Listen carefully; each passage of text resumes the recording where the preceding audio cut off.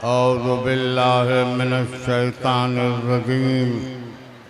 बिस्मिल्लाहिर रहमानिर रहीम। अल्हम्दुलिल्लाहिल्लज़ी इलैहि मसाइरुल खल्क़ व अवाक़िबुल अम्र नहमदहु अला नवामिन फ़ज़लिही व इम्तिनानिही वो नय्यर लुत्फ़ही व बुरहाने लम यूलद सुब्हानहु फ़यकूना फ़िल मुशारिका व लम यलिद फ़यकूना मूरसन हालिका व लम यतक़द्दमहु अर्ज़ुन वला ज़मान वलम यतावरहु ज़ियादतुन वला नुक़सान जल्लत अज़मतुहु। अस्सलातु वस्सलाम अला सय्यद अस्लिल माफ़िल वजूद सिर्रिल आफ़िय कुल्ल मौजूद नुक़्तत दायरतिल वजूद साहिबिल लिवाइल हम्द वल मक़ामिल महमूद अबिल क़ासिम मुहम्मद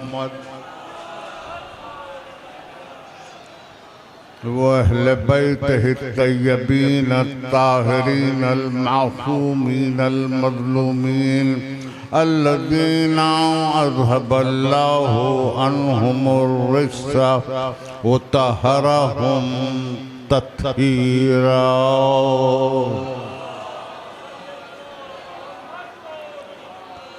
अम्मा बाद फ़क़द क़ाल अल्लाहु सुब्हानहु व तआला फ़ी मुहकम किताबिहिल हकीम आम यहसुदूनन नास अला मा आताहुमुल्लाहु मिन फ़ज़लिहि फ़क़द आतैना आला इब्राहीमल किताब वल हिकमता व आतैनाहुम मुल्कन अज़ीमा।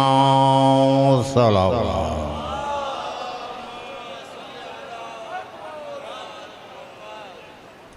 अज़ीज़ान गिरामी, जिस आयत की मैंने इज्जत हासिल की है तिलावत की, इससे पहले कि मैं तक़रीर का आगाज़ करूँ, एक मुख्तसर सी तमहीद पेश तमहीद जो उमूमन मैं जब कभी किसी नई जगह तक़रीर करता हूँ तो ये मुक़द्दमा ज़रूर आपकी खिदमत में पेश करता हूँ कि कुरान मजीद का दुनिया की तकरीबन हर ज़बान में तर्जुमा हो चुका है। यानी जिस ज़बान में भी मैनुस्क्रिप्ट है जो लिखी जा सकती है उस ज़बान में कलाम मजीद का तर्जुमा हो चुका है, लेकिन बड़े वसूख से आज की तारीख तक ये कहा जा सकता है कि कोई तर्जमा सही तरीन तर्जमा नहीं है। इसलिए कि तर्जमा करने वाले के लिए सबसे बड़ी दुश्वारी ये है कि अगर एक किताब का दूसरी ज़बान में तर्जुमा करना हो, जैसे गालिब के कलाम का अंग्रेज़ी में तर्जुमा करना हो या रॉबर्ट ब्राउनिंग की शायरी का उर्दू में तर्जुमा करना हो, तो तर्जमानिगार को ये ज़रूरी है कि उसको दोनों ज़बानों पर बराबर का उबूर हासिल हो। लुगत पर, सर्फ नहव पर, मुहावरों पर, ज़रबुल अम्साल पर न सिर्फ ये उबूर हासिल हो बल्कि उसको ये भी देखना चाहिए कि असली किताब के लिखने वाले को माहौल क्या मिला और किस माहौल में परवरिश हुई, वालिदैन कौन थे, असातिज़ा कौन थे, उस वक्त तर्जमे के लिए असली ज़बान में किस लफ्ज़ के क्या माना थे। और जब तक कि ये उबूर हासिल न हो तर्जमा सही नहीं हो सकता। और अगर ये तराजिम में ये बात हो भी तब भी ये ज़रूरी है कि दूसरी ज़बान में इस बात की सलाहियत है कि नहीं कि वो असली किताब के तर्जुमे को उस ज़बान में तर्जमा करके बदल सके, तब्दील कर सके। गुजारिश ये है कि कुरान चूंकि मौजूदा है, इसलिए किसी आजिज़ से इसका तर्जमा मुमकिन नहीं है जब तक कि वो मौजूद बयान पर्दे से बाहर ना आए। इस एतबार से ये तर्जमा सही नहीं। अब जिस आयत की मैंने तिलावत की इज्जत हासिल की है, हम चूंकि अरबी के अहले ज़बान नहीं हैं और हम नहीं जानते कि किस लफ्ज़ के क्या माना रहे हैं, किस लफ्ज़ के क्या माना रहे हैं, और जिस वक्त कुरान नादिल हो रहा था उस वक्त किस लफ्ज़ के क्या माना थे। अरब फसीह थे, बलीग थे, लेकिन उनके पास ग्रामर नहीं थी। ग्रामर का आगाज तो बहुत बाद में अमीर अल-मोमिनीन अली इब्ने अबी तालिब का किया हुआ है। उस वक्त तो कवायद नहीं थे अरब में, लेकिन इसके बावजूद भी अरब फसीह थे, बलीग थे। उस वक्त तर्जमा करने वाले को गौर करना चाहिए कि कौन थे लफ्ज़ का उस जमाने में क्या माहौल था, क्या तर्जमा किया जा रहा था। मिसाल के तौर पर एक लफ्ज़ है तक़वा। तक़वा के माना उस वक्त ये थे कि जैसे कोई जवान घोड़ा संगलाख और पथरीली ढलवान जमीनों पर सफर करते हुए अपने सवार को गिरने से और अपने सुमों को जख्मी होने से बचाने के लिए जिस एहतियात से कदम रखता है उसको तक़वा कहा जाता है।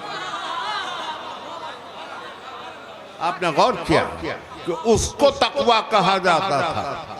आज 1400 साल पहले जो ज़बान इस्तेमाल हुई है और उसके बाद आज के माहौल में देखिए, उस मानी को देखिए और इस दौर को देखिए कि ये सीमो ज़र का रिझाव, ये दौलत के अंबार, ये निशात कदे, ये ऐश कदे, ये रक्स कदे, ये ऊंचे ऊंचे महलों में अपने अपने घरों को ठंडा जहन्नुम बनाने का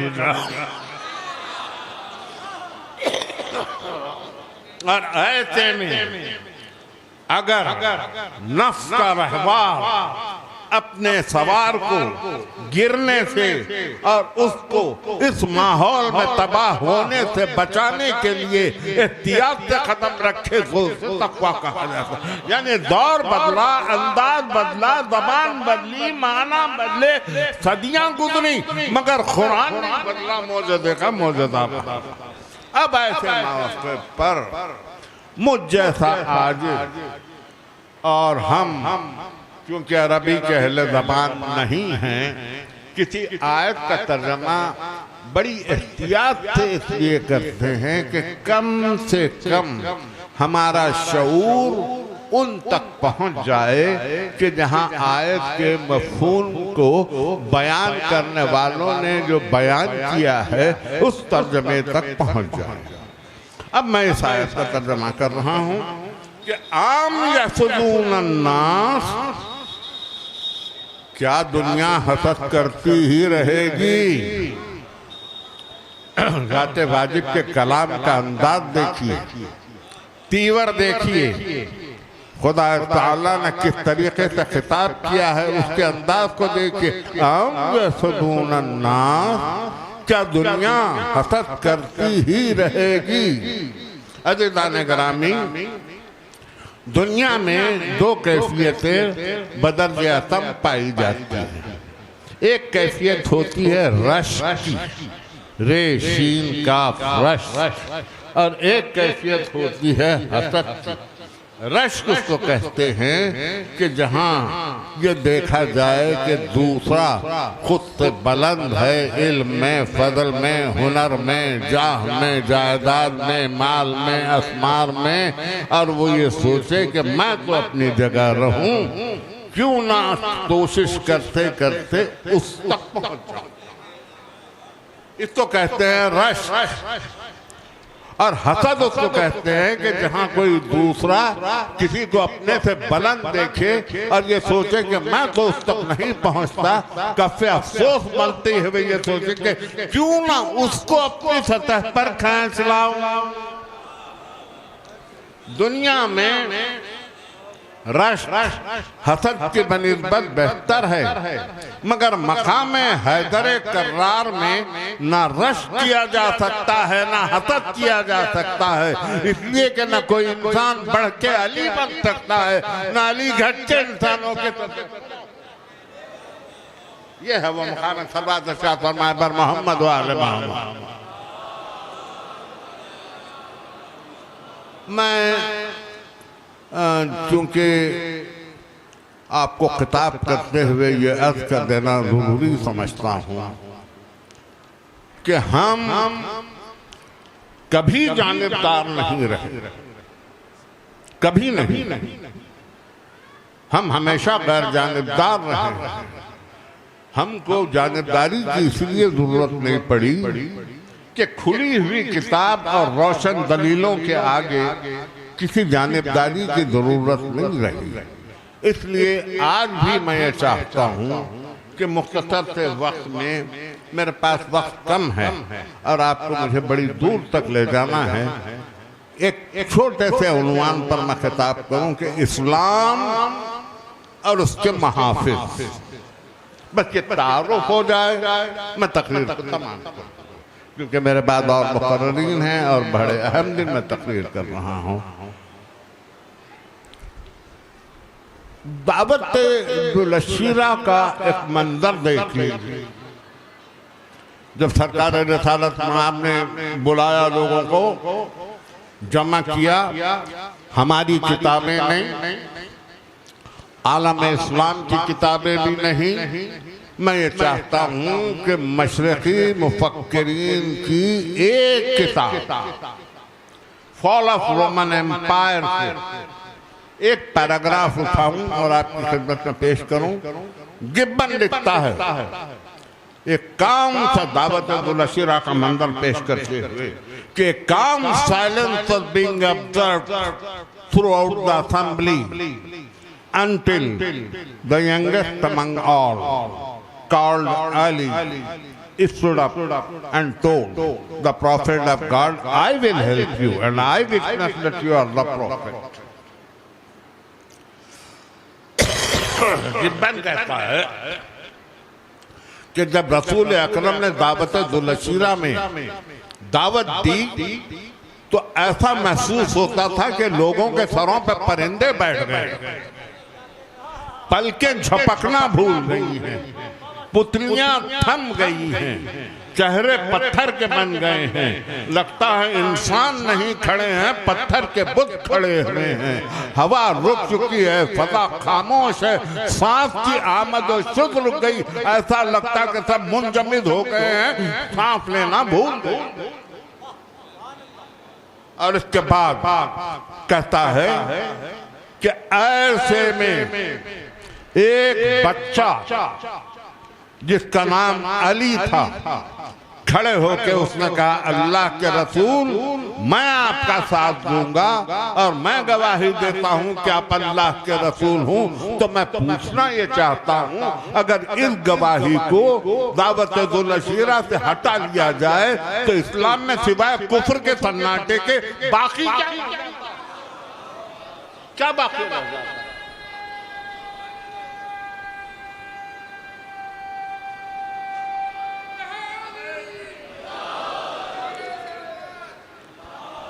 क्या बाकी रह जाता है? किसी जानिबदारी की कोई जरूरत नहीं है, किसी तारुफ की कोई जरूरत नहीं है। नाम अली का खुद अपना आप तारुफ है। आप मेरे साथ सफर करते रहिए और देखिए, हिजरत नबी ने कहा तुम आज यहां सो जाओ। अली की उम्र 19 साल, उठती हुई जवानी, नौखेज जवानी, उमंगों की जवानी, आरज़ुओं की जवानी, कुव्वत के इज़हार की जवानी। और साथ में ये कहा ये कुछ अमानतें हैं, ये अमानतें लौटा देना। ये नहीं बतलाया कि कौन सी अमानत किसकी है।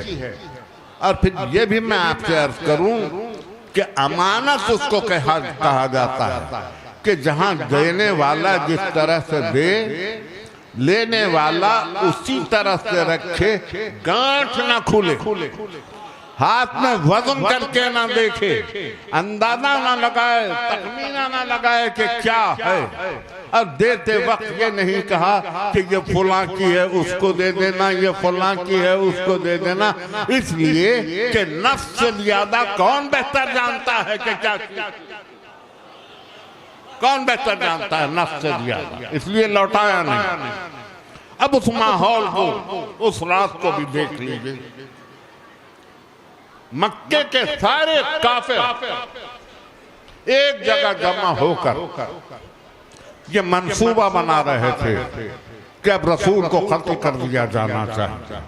अब तो गजब हो गया, हमारे खुदाओं को बुरा कहा गया, हमारे बुतों को बुरा कहा जा रहा है, हमारी तहजीब को मलियामेट कर दिया जा रहा है, हमारे रिवाजों को खत्म कर दिया जा रहा है, चलो चल के मोहम्मद को कत्ल कर लें। अबू जहल ने कहा इतना आसान समझते हो? बनी हाशिम एक एक से बदला लेंगे, एक एक से बदला लेंगे बनी हाशिम। तो उन्होंने मंसूबा बनाया कि 40 कबीलों के जवानों को लेके एक मरतबा हमला कर देंगे। किस किस से इंतकाम लेंगे? बनी हाशिम। अब वो जो चले, अबू जहल साथ है, आए। आप तो जानते हैं हिजरत का मंजर, झांक के देखा, कहा सो रहे। अब मेरे लफ्ज़ पे गौर फरमाएं, शक नहीं हुआ किसी को मोहम्मद हैं या अली, कहा सो रहे। और उसके बाद एक शख्स अबुल बख्तरी, नाम याद रखिए, कभी कभी ये नाम काम आ जाते हैं। उसने बढ़ के दरवाजे को ढके। अली ने उठ के पहलू में रखी हुई तलवार उठाई। जैसे ही दरवाजा खुला, अबू जहल ने कहा, अबू जहल आगे बढ़ा, अबुल बख्तरी पहलू में है, और कहा अबू तालिब के नादान बेटे, ये तूने क्या किया? एक मरतबा अली ने कहा, अबू जहल तो मुझे नादान कह रहा है, अगर मैं अपनी दानाई सारी दुनिया में तकसीम कर दूं तो कोई फिर बेवकूफ बाकी नहीं रहे, और अगर मैं अपना इल्म सारी दुनिया में तकसीम कर दूं तो कोई जाहिल बाकी नहीं रहे। और उसके बाद कहा, अगर मैं मेरी अपनी शुजाअत को तकसीम कर दूं तो कोई बुज़दिल जमीन पे बाकी नहीं रहे। और ये कह के अबू बख्तरी जो आगे बढ़ा तो उल्टे हाथ से एक तमाचा मारा। अबुल बख्तरी 3 घंटे से ज्यादा बेहोश रहा। ये है वो हिजरत की रात। और उसके बाद मैं ये जानना चाहता हूँ कि जमाना दुश्मन, माहौल परागंदा, दुश्मनी ऐसी कि कत्ल पे आमादा रिसालत की, ऐसे में अगर मैं अली को हटा लूं तो दुनिया हिजरत नहीं कहेगी। आप मेरे जुमले पे गौर फरमाएं, मैं बड़ी कोशिश से ये माना देने के लिए सोच रहा हूं। अगर अली ना हो, बल्कि मैं उसको अल्फाज बदल के जरा दूर तक पहुंचा दूं। इंसान के अंदर असल नफ्स है। जरा तकरीर को मैं एक ब्रांच लाइन पे ले जाऊं, अब फिर वापस पलट गया। इंसान का बदन और है, इंसान का नफ्स और है। आपसे मैं कहूं कि अगर सुई चुभोई जाए तो ये तकलीफ बदन को होती है या नफ्स को होती है?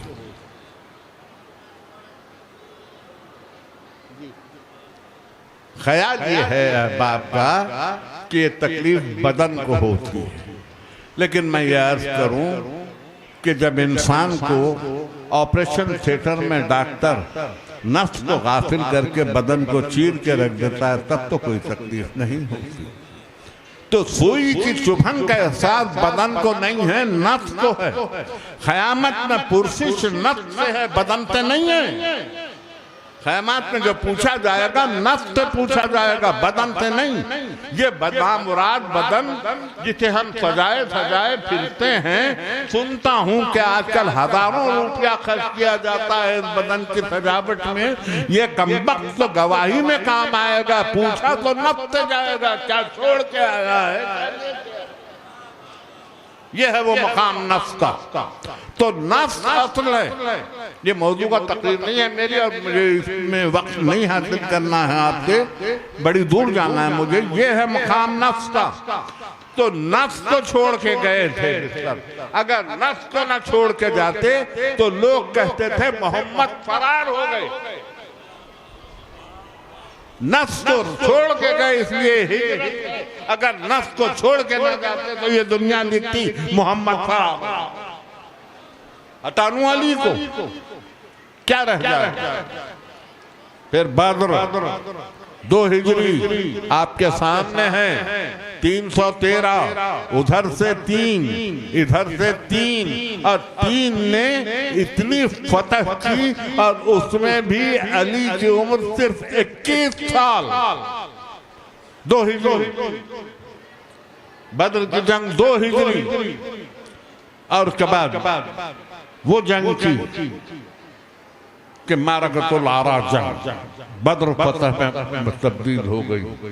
3 हिजरी हटानू। मैं जंगें पढ़ नहीं रहा, इसलिए जंग नहीं पढ़ रहा हूं मैं कि मुझे वक्त लग जाएगा। 3 हिजरी हटानू अली को जख्मी रिसालत में आपको कहाँ छोड़ जाएगी अहले मक्का। 5 हिजरी खंदक हटानू, सिर्फ आमिर इब्ने अब्दूद की आवाज रह जाएगी, बकिया कुछ नहीं रह जाएगा। बजुज फरार के कुछ नहीं रह जाएगा। खैबर में 8 हिजरी हटानू अली को 3 दिन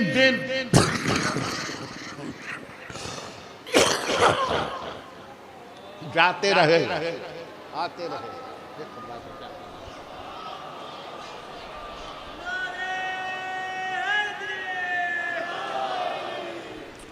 3 दिन तक लोग जाते रहे, आते रहे।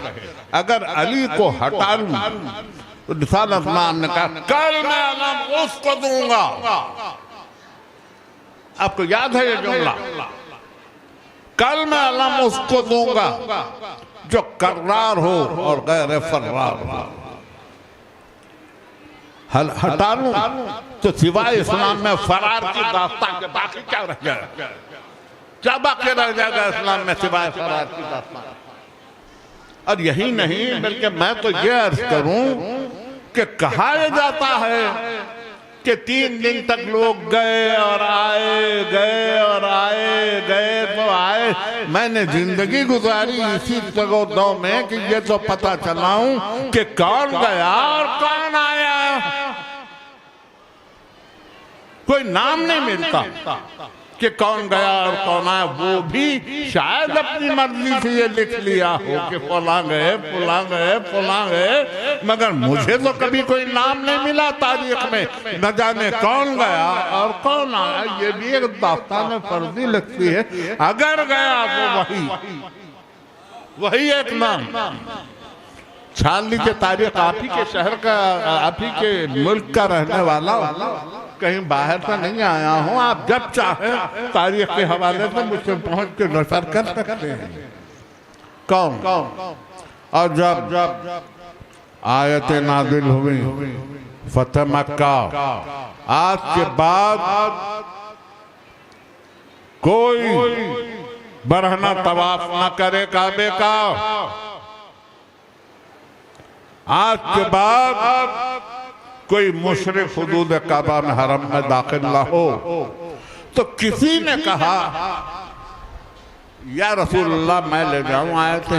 ये अजीब बात है कि मुझे मिंबर पे बाद नाम याद नहीं रह जाते, इसलिए कि मेरा हाफिज़ा कमज़ोर है और मैं ये समझता हूँ कि ये नाम लेने से मिंबर पर ज़बान की तहारत टूट जाती है, तो मुझे ये नाम याद नहीं रह जाते। मगर किसी ने पूछा कि या रसूलुल्लाह मैं ले जाऊं, तो कहा हाँ ले जाओ। अभी 2 खत्म 4 खत्म चले न थे, शायद नाज़िल हुई या तुम जाओ या तुम में से जाओ। तो बुलाया वापस आओ, और उसके बाद अली को आयतन दे के कहा कि तुम ले जाओ और तुम सुनाओ। मैं पूछना ये चाहता हूँ क्या कबाहत थी, जाके आयतें सुनाई को देना था, और क्या था, और क्या था। मगर ये कि अगर अली के बजाय कोई और आयतें ले जाता तो अहले मक्का पूछते, कल तक तो तुम्हारे बाप दादा नंगे तवाफ करते थे, आज किस मुंह से आयतें लेके आए हो। इसलिए उसको भेजा जिसके नसब में ईमान रहा, जिसकी नस्ल में ईमान रहा, जिसको कुल्ले ईमान कहा गया, उसको भेजा। अगर हटा तो आयतें काबिल तामील नहीं रह जाती। दुनिया का ये दस्तूर था।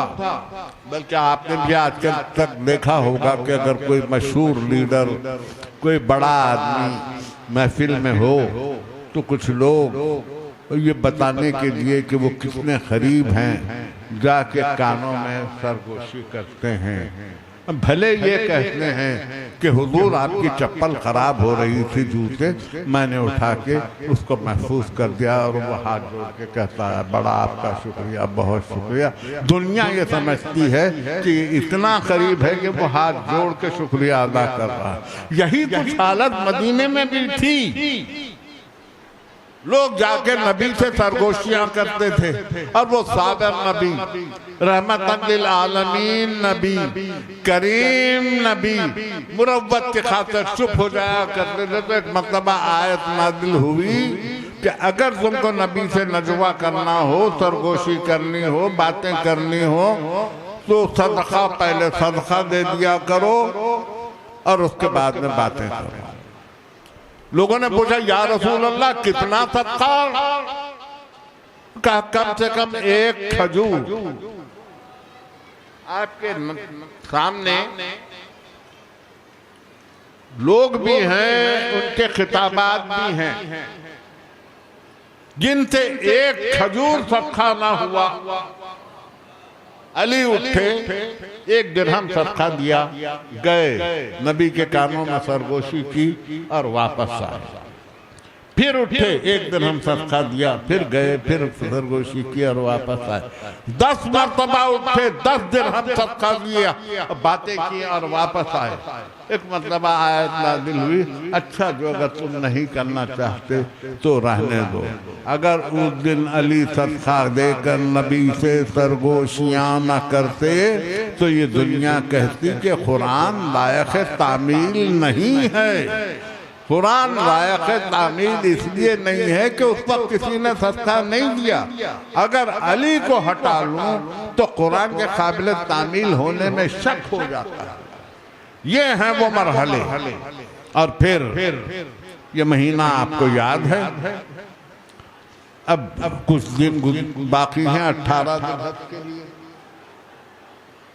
हज से वापसी थी, रेत के दर्रे सितारों की मानिंद चमक रहे थे, तपती हुई धूप थी। आगे जाने वाले काफिलों को वापस लौटाया गया, पीछे आने वाले काफिलों का इंतजार किया गया, और उसके बाद पालाने शुतर का, ऊंटों की कजावों मिंबर बनाया गया। हक का तज़किरा करना हो तो ऊंटों के कजावे को मिंबर कहते हैं, और अगर सामने बातिल हो तो इस्मत ये कहती है तू कहे तो मैं लकड़ी के चौकट्टे पे सवार खड़ा हो जाऊं। चौथे इमाम ने यही कहा, यही कहा, कदमों पर खड़े होकर खुतबा दिया।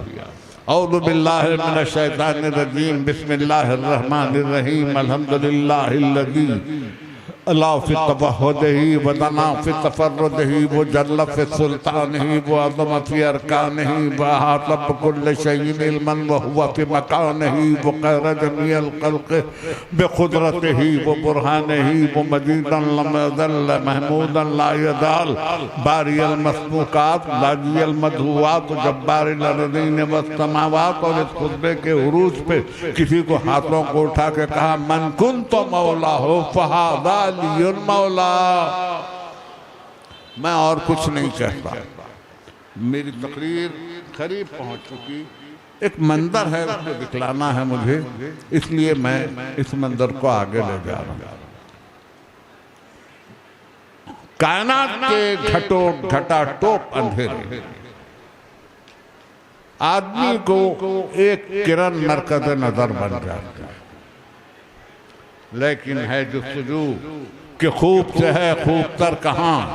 अब देखिए ठहरती है जाकर नजर कहाँ। एक शमा झिलमिलाती नजर आई, किरण से निगाह उठी शमा पे गई।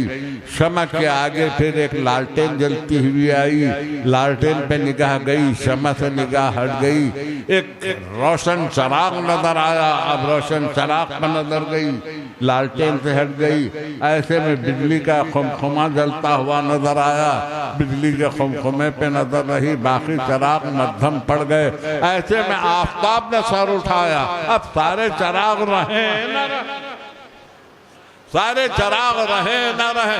इसी तरीके से आदम आए किरण थे तस्लीम करता हूँ, नूह आए शमा थे तस्लीम करता हूँ, ईसा आए फरोजा थे तस्लीम करता हूँ, मूसा आए रोशन खंदील से तस्लीम करता हूँ, ईसा आए फानूस से दुरक्षा से तस्लीम करता हूँ, मोहम्मद आए जलवा आया वो साहब इस्मत है, मौलाए कुल है, खत्मुर रसूल है, रहमतन लिल आलमीन है, अशरफुल मुरसलीन है, उन्हीं की उम्मत में है, उन्हीं के नाम का कलमा पढ़ते हैं। लेकिन जब अली को हाथों पे उठा के मन कहा मन कुन्त मौला हो फहादा अली मौला, तो वो आए बद्र में। इतना तो मीर ने देखा, फिर उसके बाद चरागों में रोशनी न रही। एक सलवात बचा फरमाए बर मोहम्मद। ये है वो मंजिल हटाने वाली, तो बाकी क्या रहे? आगे बढ़िए, 2 मरहले और तकरीर तमाम। 21 बरस की उम्र से सफर शुरू हुआ और रिसालत माप के बाद अली की जिंदगी 35 बरस तक सब्र किया।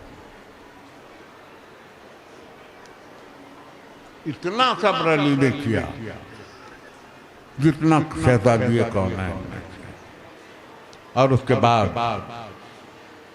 अली 5 बरस की जिंदगी, दुनिया कहती रही कि अब अली से संभल नहीं सकता, लेकिन शजाअत अली की मैंने बयान नहीं की, ना खैबर की जंग, ना बद्र की जंग, न खंदक की जंग, लेकिन एक जंग का एक मंजर के जब अली 37 हिजरी में थे और सिफ़ीन की जंग में थे, तो दुनिया ने कहा ये क्या बात है कि जब हम बुलाते हैं, जब कभी दावत मुबादरत कहते हैं करते हैं, अली आ जाते हैं। तो अली ने 14 बरस के बच्चे को बुलाया, अब बुला के कहा, अमामा बांधा, कमर में पटका बांधा, तलवार लगाई और कहा अब तुम जाओ। मगर जाने से पहले ये किया कि चेहरे पे नकाब डाल दिया। अब जो सवार को एड़ लगाई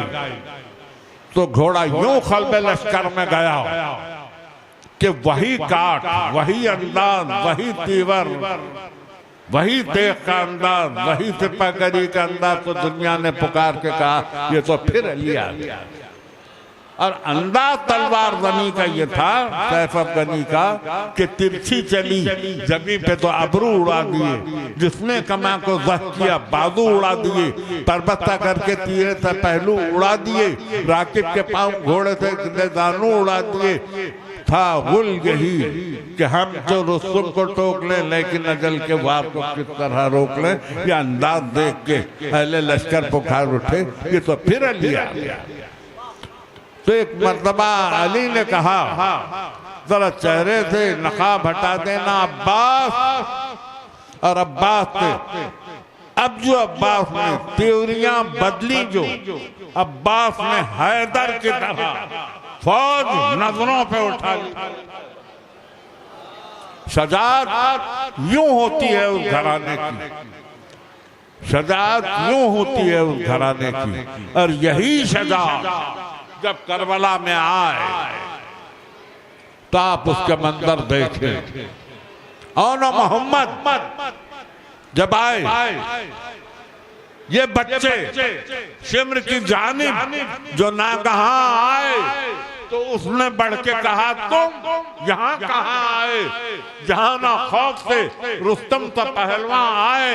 कहा ये बच्चों ने, हम खेलते यहाँ आए। जो पूछा नीमचों को, बोले इनसे काम भी है, हमारे खेल का एक नाम कत्लेआम। ये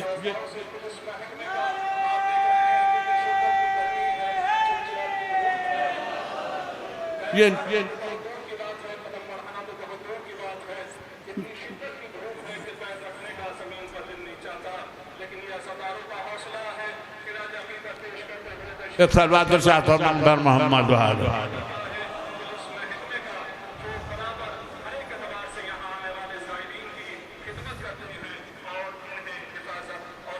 ये नीमचे गज़ब किरदार बन के चले, अली के बचपने की यादगार बन के चले। इसलिए कि माँ ने कहा था, वो रन पड़े कि नजर आए खून के धारे, बुलंद ताब फलक हो लहू के फव्वारे, तमाम कूफे में हलचल हो खौफ के मारे।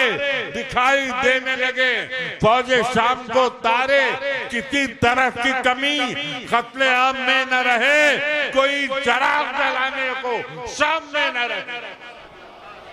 ये बच्चे शिमर की जानिब जो नागहां आए तो उसने बढ़ के कहा, तुम यहाँ कहाँ आए, जहाँ ना खौफ से रुस्तम का पहलवान आए। कहा ये बच्चों ने, हम खेलते यहाँ आए। जो पूछा नीमचों को, बोले इनसे काम भी है, हमारे खेल का एक नाम कत्लेआम भी है। ये नीमचे गज़ब किरदार बन के चले, अली के बचपने की यादगार बन के चले, अजीब शान से मरहब शिकार बन के चले।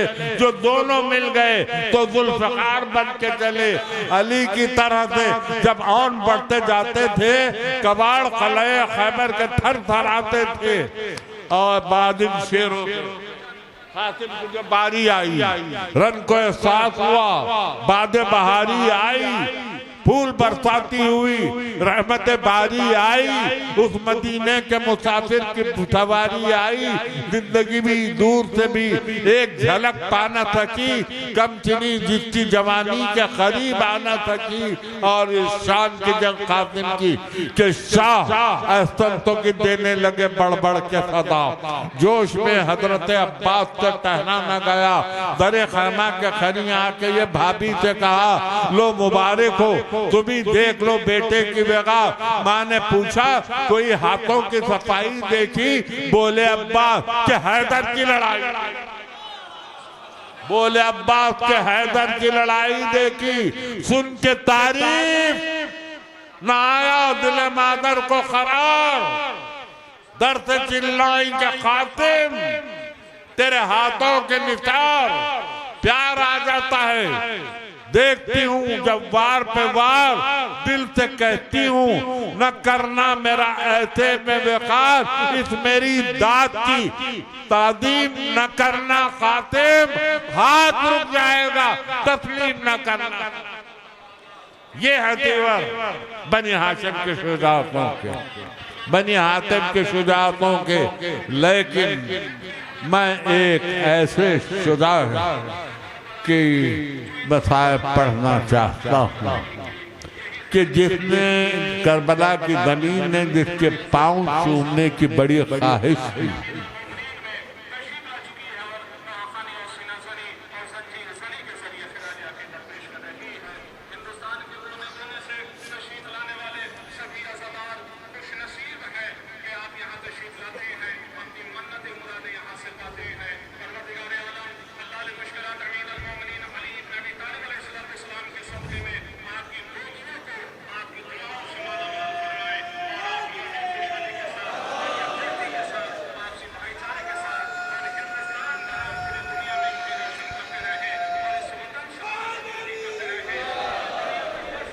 मैं इस वक्त जब आपको खिताब कर रहा हूँ 84 बरस से गुजर रहा हूँ, बूढ़ा हो चुका हूँ, लेकिन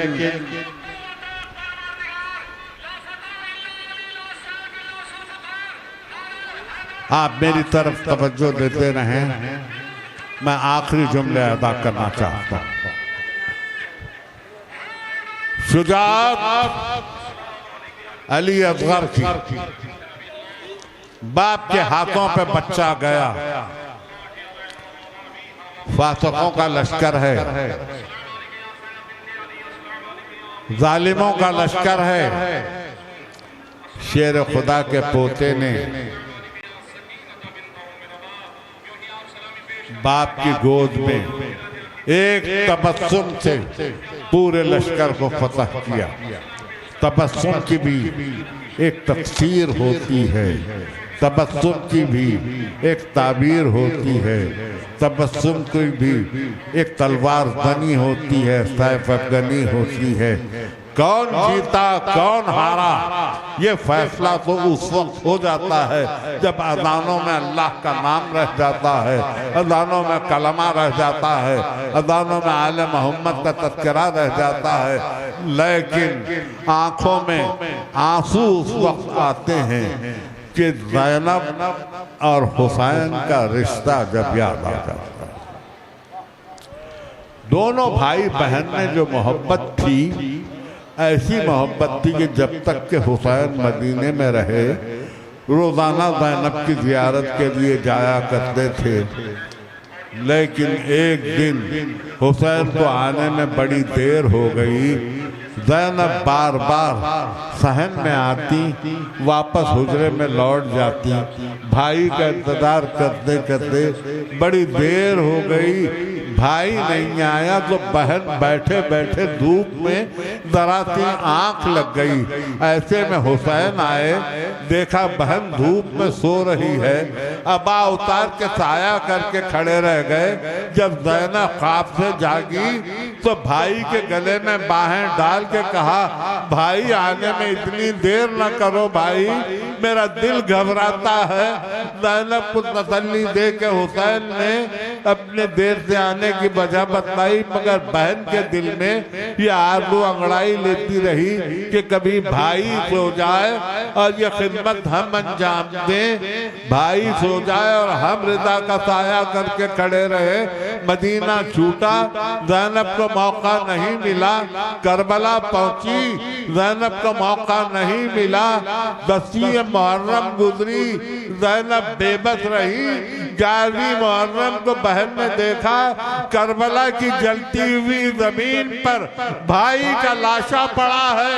चाहा के कफन दे दे मगर सर पर इदानत दी।